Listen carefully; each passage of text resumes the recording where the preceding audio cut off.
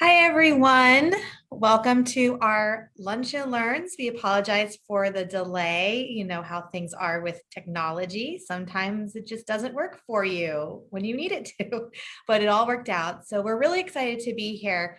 My name is Beth Walsh. I'm the Director of Programs with NAMI Virginia, and I'm joined by Nicole Angem, who's our Virginia Family Network Program Assistant. You all know her. She's been doing these every month. We thought because it is April and April is Stress Awareness Month, that this would be a really great bookend topic for the month of April for our Lunch and Learn. And so for this one, we're going to be talking a little bit about stress management, like what is stress, how it might impact our bodies, and some tips and tools that you can take with you to help combat some of those stressors, as well as offering up the resources that we have been sharing throughout the month of April that you can hopefully find useful. So what I'm going to do now is go ahead and just share my screen. So 1 second. All right. I'm going to use Nicole. I'm going to use you because you're the only one I can see on this, but can you see the presentation? Yes. Okay, perfect. Okay, like I mentioned, we're going to talk about stress management for families. So let's buckle on in and see what we have to do. For those of you who might be new to Virginia Family Network and NAMI Virginia, we wanted to take a minute and kind of just do a quick refresher about who we are. NAMI Virginia is a 3-tiered organization. We have a national, state, and local offices, and we support families and individuals impacted by mental illness. We at NAMI Virginia specifically house what's called the Virginia Family Network, and that's the Facebook page that we're currently on right now. This is a statewide network of families who support, educate, and empower other families with children and youth with mental health needs. We were given this contract through the Department of Behavioral Health and Developmental Services to offer this service to the state of Virginia for families so that we can create a safe and supportive network for parents and families and caregivers who are caring for a child with a mental health challenge to connect. We also house through the same contract Youth Move Virginia. That's basically the opposite end of the coin, if you will, the flip side. It's a network for youth and young adults with lived experience. So it's a chance for them to also connect and network and find empowerment through the use of sharing their stories and building on their leadership skills. So that's a little bit about us. If you want more information, please comment in the comment section. We're happy to keep talking about us all day long, but for the sake of the presentation and for time, I'm going to just move on. Our mission at NAMI Virginia is to promote recovery and improve the quality of life of Virginians with serious mental illness and their families through support, education, and advocacy. This also, and by families, we mean families of adult children, families of siblings, families of spouses, families of parents of children. It encompasses the gambit. We, of course, envision a world where all people who are impacted by mental illness get the help and hope and support that they need. All right, so jump on in. Why are we talking about stress for Stress Awareness Month? Well, besides the fact that April is Stress Awareness Month, everybody experiences stress. It's not something that we can necessarily run from. It's a normal reaction to a lot of situations that might occur, and not all stress is bad. For example, when you're potentially giving a speech or a presentation, it's normal to potentially have some symptoms of stress that can pop up before you speak. When you're acting on stage, I remember when I was doing theater back in my past life, it was very normal. Even actors can experience stress before performing. I know it might not seem that way because they look like they know what they're doing, but hey, you never know. However, what we want to kind of focus in on is how long-term stress can impact you, how that can become harmful, and what that will do or could do to your physical and mental health. So what is stress? It's a pretty big word. Stress, according to the National Institute of Mental Health, or as I like to call it, NIM, They define stress as how the brain and body respond to any demand. And stress can also be defined as an emotional strain due to disturbing circumstances. Again, not all stress is bad. This is the standard definition of all types of stress you can encounter.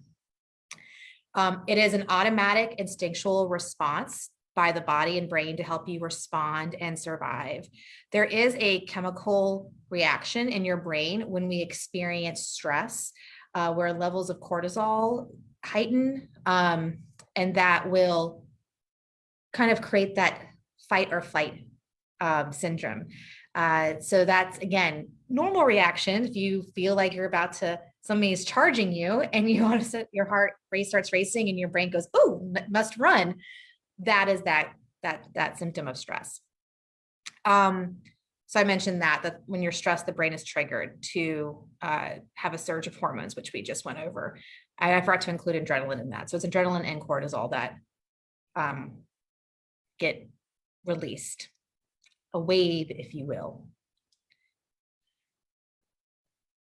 When we experience that surge of hormones, many times it's like the deer in headlights. I have my lovely image here. But with like a deer in headlights, you have a moment of, oh no, and then you have some chance for your body to regulate and come down off of that surge of hormones. That again is like a standard typical stress response. What happens is, and when it becomes a problem, is when you're in that stress response for a long period of time. And the adrenaline and cortisol for a long period of time is not great for your body long term. They disrupt your normal body's functioning to address a perceived threat. So then everything, your brain kind of has a difficulty figuring out, is this a threat or is it still the hormone surging and is everything a threat? So they just have a really hard time regulating that.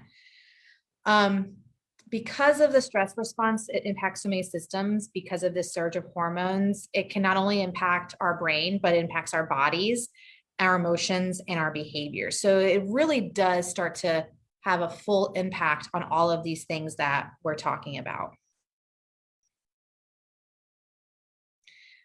I'm going to try to play this video really quickly. Nicole, if you can't hear it, just give me a heads up. We're gonna see if this works. I think I have to unshare. Unless, can you see the video popping up, Nicole, or do I have to unshare? Yeah, you have to unshare. Okay, so I'm gonna stop sharing for a second. I'm gonna reshare my screen.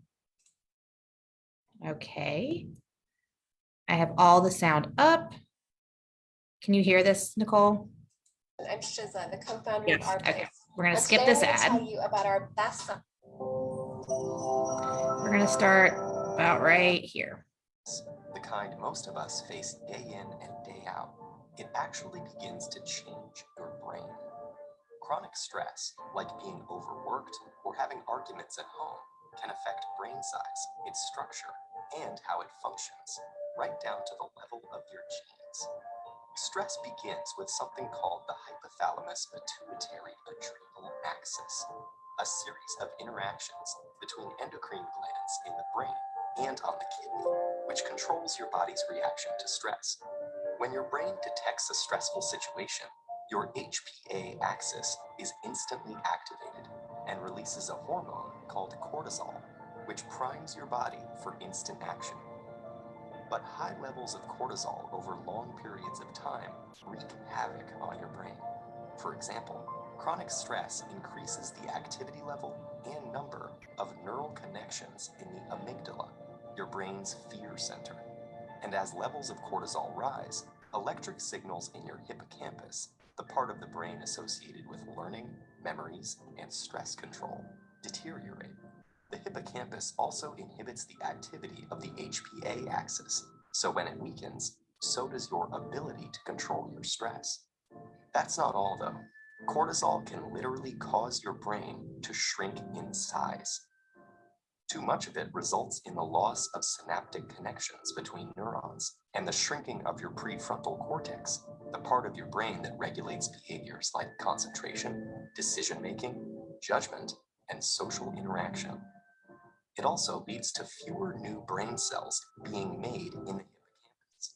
This means chronic stress might make it harder for you to learn and remember things, and also set the stage for more serious mental problems like depression and eventually Alzheimer's disease. All right. So I'm going to reshare the PowerPoint.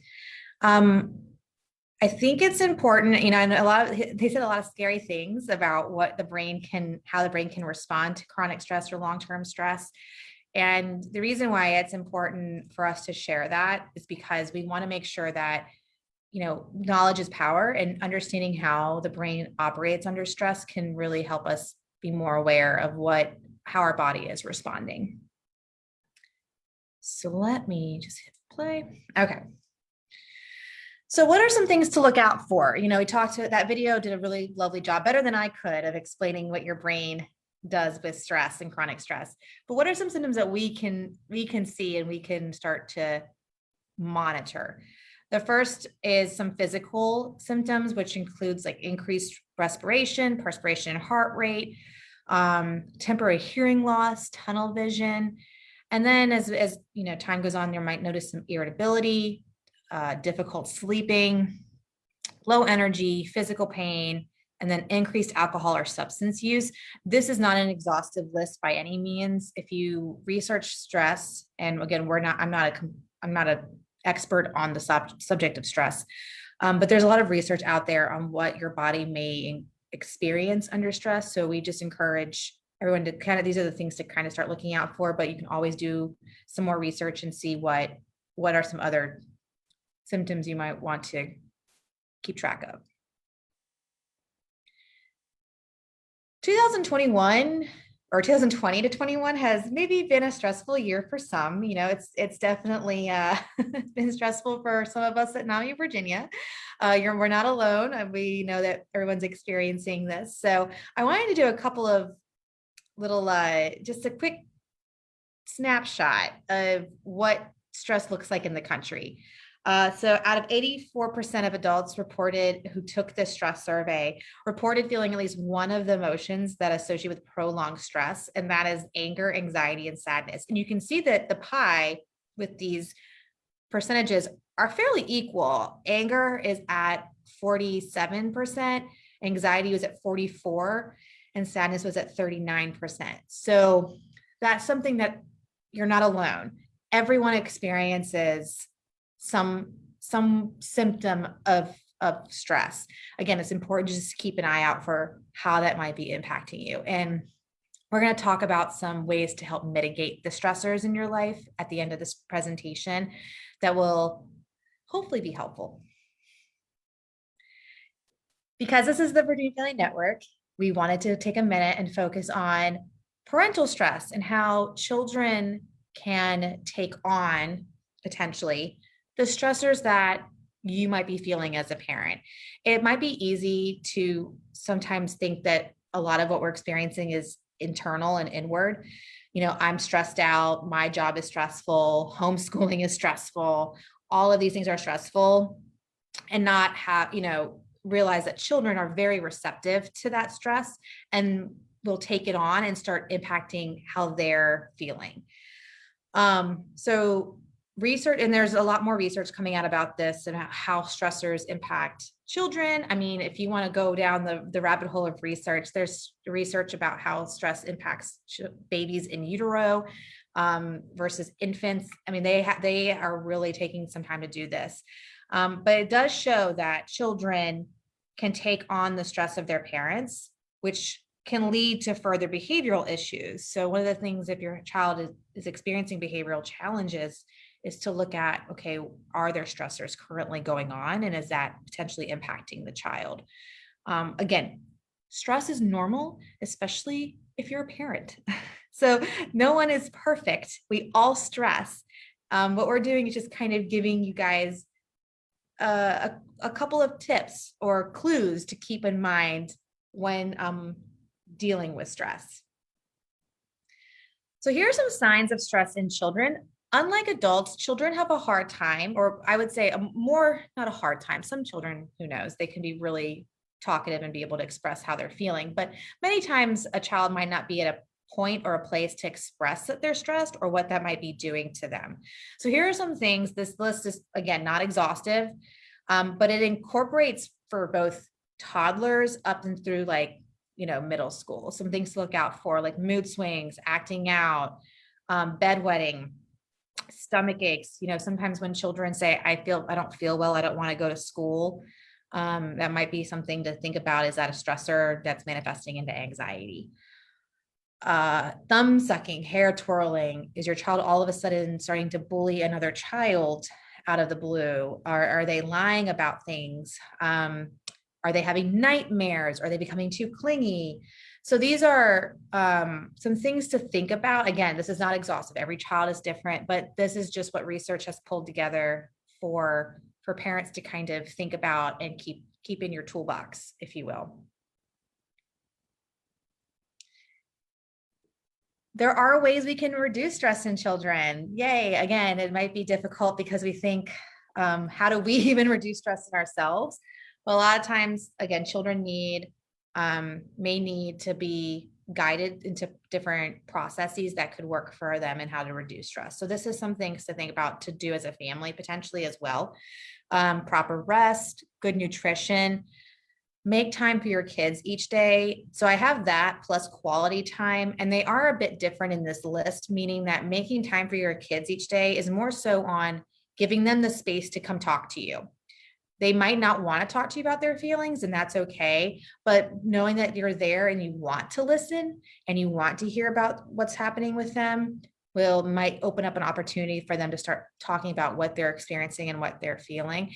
And also giving them a chance and a space to be like, hey, everyone gets stressed. Everyone gets angry. Emotions aren't bad. We should talk about them and see how, and it's surprising how even being given the permission in a way to express how we're feeling can also lower our stress levels, because it's like, oh, okay, so everyone gets angry, so I'm not just, I'm not abnormal. Preparing children for stressful situations. A lot of parents might know about this because it's a tip that's used fairly often. But if your child tends to start showing symptoms of stress due to situational things, preparing them for change, preparing them that you're going somewhere in advance. Like, hey, we have to run an errand today at 4:00. We're going to go to the grocery store, and then we're going to run by the bakery, and then I need to pick up the laundry at the laundromat, or dry cleaning. Giving them the chance to know and prepare for what's happening will help lower some stressors that might be triggered by a situation or triggered by an event or triggered by leaving. And then take care of your stress. We're all important. It's important to think about what we're doing and how our brains are operating and how they might be impacted by stress. The things that we just said for children also work for adults. So here are some things for you guys. Again, you can use these for your children too. A lot of grounding activities. So these are useful when you're feeling emotionally triggered and need to calm down. My favorite one is that I actually use myself is if I'm feeling an anxiety attack coming on, or I've been triggered into I start having those symptoms, is I think, Nicole, I think you know this one too. Is it the 5, 4, 3, 2, 1? Pick 5 things that you can see, 4 things that you can Right. 5 you smell. can see, 4 you can hear, 3 you can smell, 2 you can taste, and 1 you can hear. Yeah. I think that's all. We'll share that in the comments section of where you can find that. But that's a great mindfulness activity. And that's what they mean by grounding. Anything that helps you go back into your body and ground you down to the present is really, really helpful. I know it is helpful for me. Hobbies.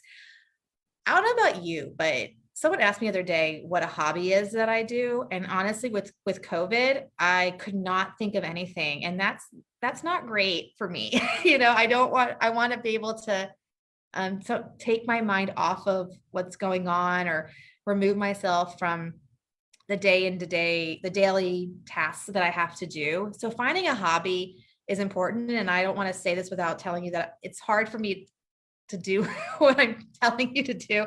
So again, it takes some time, baby steps, but finding a hobby, something you're passionate about. Is it gardening, book club, painting, anything that really is something that you do for you and for fun. Managing your self-talk. So it's easy, I think, for us to start going into what we call negative self-talk, like, oh, Mary Beth, why don't you have a hobby? Gosh, you talk about this stuff all the time. What's wrong with you?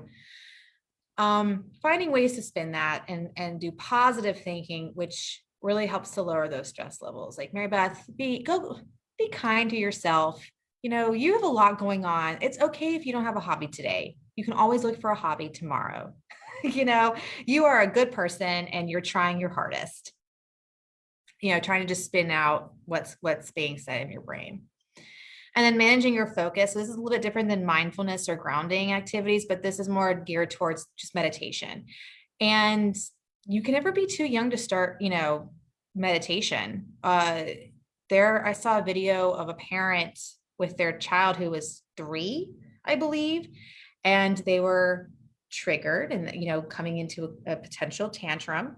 And so the parents sat down with the child and they all crossed their legs and they sat there and they took 3 deep breaths with their eyes closed together. And they did like a mini meditation. And the child in the video opened their eyes after the 3 breaths and was like, okay, and got up and went playing. And so it's like, if you want to use these for yourself, awesome. But just remember, children can pick up on those practices and start to use them for themselves if you would like. Here's some fun ones, just because, can't hurt to have as many tips and tools in your toolbox for stress. But these came from a NAMI blog. And again, we're going to share these resources in the comment section so you guys can look at them yourselves. Make a feel-good playlist. I love that. Sometimes I need to hear some upbeat music and dance a little bit. Sing. I tend to do this, much to the dismay of my husband sometimes, very loudly in the house. Reading books, picking quotes, coloring, retail therapy, calling your funny friend. I have a friend who, without fail, will always make me laugh on the phone just because she's that personality, and it really when I get on the phone with her, I just feel so much better. So calling that friend that you have who happens to just really make you laugh and say funny things. Nicole, did you have any tips that you had that worked for you? I feel like I'm talking a lot. None that you haven't shared already, but like with my kids, I found giving them some kind of warning really helps them transition better, even if it's just little things like, we're going to come to dinner soon, or we're going to get ready to go into the car. Like, just having that you have 5 more minutes really helps them. My kids also, they'll talk, but they have to be like one-on-one with either me or their father. So we do a lot of like, okay, you look stressed, let's go for a walk. So there's a lot of one-on-one walks, so a little exercise, a little talking, and we all come back feeling better. Yeah, those are great. And I'm glad you brought up the preparing children for change, upcoming events or things changing. I remember when I was a kid, if my mom would tell me we're going to the grocery store and gave me like a 5-minute warning, like, come on, let's go, we're going to the grocery store, I would freak out. I would flip out because I didn't want to go. I hate the grocery store, but B, not being able to prepare myself for that transition was really difficult. And even as an adult, I can't, my husband can't just be like, we're going to the grocery store now. I have to be like, no, give me an hour. I need an hour to process and get ready to go and get myself in a headspace that's good for that. So yeah, great stuff. Great ways to reduce that stress. So what are some next steps? We gave some tips and tools, but I just wanted to kind of work through this a little bit more with you guys. Again, it's Stress Awareness Month, and NAMI Virginia has done a whole blog about this with tons of resources. We've created a stress management guide that is amazing. It has a stress assessment in it, so you can even just think to yourself, I wonder how stressed I really am. take the assessment. It's going to be, it's pretty, I'm going to say intense is the wrong word. It's easy. It's really easy to run through and take the assessment. And then the guide also has a lot of great tips, a lot of which we mentioned at this presentation. With our Stress Awareness Month, we're really focusing on your mental health because stress, again, impacts your mental health, chronic stress especially. So we would love for people to share with us what they're doing, how they're acting for their mental health, for your mental health. So in the comments below, if you want to share like a statement of what you're doing to act for your mental health during this month before we're through with April, please, we would love to hear from you. If you want to share a picture and hashtag it, love that too. Anything you want to do in the comments, the more that we can share what works for us, that information can be shared with more people and they can build up their toolbox of helpful tips and tools for their own self-care and their own stress relief. Finding more ways to distress. We talked about this throughout the course of the presentation. There's a lot of research out there. So, don't let us be the end all be all. We're not the experts. There's tons more out there. So please, if you're feeling like you want to keep learning more, do so.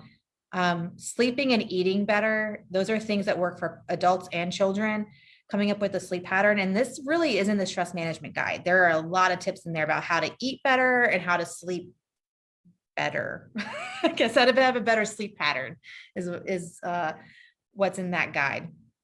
And then finally, because we are a mental health organization, one of the things we really want to focus on in April, and we've been focusing on for a while now, is how helpful it is to create a crisis plan in advance. And I know this might be thinking, Mary Beth, what does that have to do with Stress Awareness Month? Well, for those of you who've ever been in a crisis, you know that stress kind of comes with the territory. It's a stressful situation, and having a plan in place to mitigate a lot of those stressors might help get out of the crisis faster. So we do have a crisis planning guide that we're going to share on how to find that on our website. But like I said, and I said this in our crisis planning presentation, it's better to have and not need than to need and not have. And so that's just a way to really not only focus on your stress, help prepare, but also act for your own mental health because those are stressful situations. Here is a list of resources. Again, we're going to copy and paste this into the comments section so that you guys have them. But again, they're also on our blog that we did for April, which we'll also share. Can never have too many resources. On that note, I think that's it for this. So I'm going to take a minute and see if anybody has any questions in the comment section of Facebook. If not, and you're watching this later on and down the road a couple hours and you have a comment, please do comment question, put a question into the comment section and we'll be happy to respond at any point. Nicole, anything down there that you want to share? So there's no questions in our comments yet. But like you're saying, if they have questions later, we'll know. It lets us know when you guys ask us questions so we can get back to you and help you figure that out. But I mean, a lot of what you talked about is really what my family found that works. This whole COVID thing since school kind of has been so different this year and kind of ended early last year. My son has no sleep schedule. And you can tell when he's getting overtired or just, he might be stressing about stuff. He's younger. He doesn't tell me as much, but you can see when he's sleeping more. And honestly, I give him days home from school too, because sometimes that's what he needs. And he's also one of those kids who are just like, I don't feel good. He can't explain it. We don't know what's wrong. It's just, I don't feel good. So we're like, all right, take a day. Yeah. So it's amazing what language children will use to try to describe stress that might, that they don't realize, like the physical symptoms of a tummy ache or, a headache or just being kind of, sometimes you just feel blah, to be honest. You might not have a specific symptom, but you just are like, something's up, something's not feeling right. And taking, like you said, Nicole, taking that time for for you, having a mental health day can be important for our own mental health and stress. So And there's days where I feel the same way. Like I can't tell you what's wrong with me. I'm not sick. I'm off. Like I yeah. just feel off. And I don't think it's because there's a lot of stress in my life. It's just something is just off. But Yeah. that stress guide that we have that has the assessment tool, it's something worth keeping around to take multiple times, because when you feel just blah, you can check and see, how high is my stress? What Yeah. does that look like? Because maybe it is, or you're like, oh, my stress really isn't that high, or because it's been higher before and I've felt different. So it's a good thing just to keep checking back in on. Yeah, I absolutely, I love the plug, our stress management guide. It will be available past April though. For those of you who might watch this video and we realize, because we know May is happening quite quickly in the next couple of days, it will always be on our blog. So you can access it at any point. And that's really what we want. We want it to be is a helpful tool that you can use moving forward, even beyond Stress Awareness Month. And the good news is that we are resilient. You know, having this knowledge and understanding how stress might impact our lives and what we can do to mitigate those stressors is the first step, and building that resiliency and helping us address the stressors in our life. So we hope that it was helpful for you all. And if you have any questions, please comment in the comment section. We'll be happy to help answer anything that you might have. So on that note, I hope you guys have a wonderful rest of your Tuesday. Tuesday. But we'll see you again in 1 month for our next Lunch and Learn for Mental Health Awareness Month, which is May. Woo! All right. I hope you guys have a wonderful day.